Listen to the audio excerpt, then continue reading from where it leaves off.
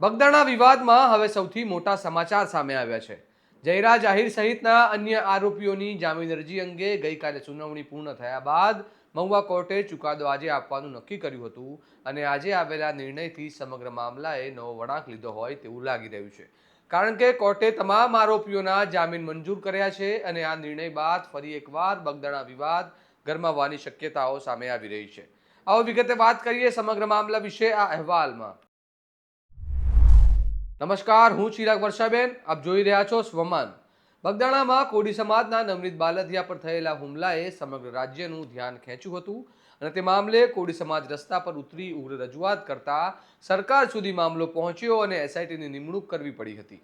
એસઆઈટીની તપાસ દરમિયાન તત્કાલીન પીઆઈની બેજવાબદારી સહિતના મુદ્દાઓ સામે આવ્યા હતા અને ઘટનાના મુખ્ય આરોપી જયરાજ આહિરની ધરપકડ કરવામાં આવી હતી.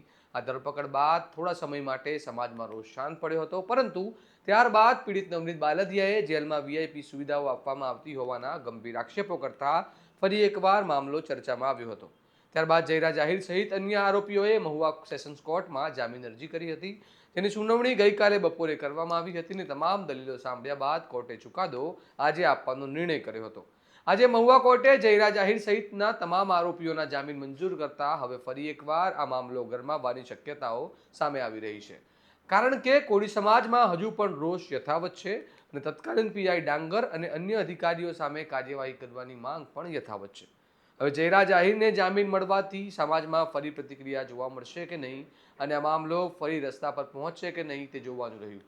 સાથે જ એક મહત્વનો સવાલ એ પણ છે કે શું આ કેસની આગળની કાર્યવાહી પણ આ નિર્ણયની કોઈ પ્રભાવ પડશે? આ તમામ પ્રશ્નોના જવાબ હવે આવનારા દિવસોમાં સામે આવશે. તમારું શું મંતવ્ય છે તેમને કમેન્ટ બોક્સમાં જરૂર જણાવો. આવા વિશ્લેષણવાળા સમાચાર માટે સ્વમાનની ચેનલને લાઇક, શેર અને સબસ્ક્રાઇબ કરવાનું ભૂલતા નહીં. નમસ્કાર.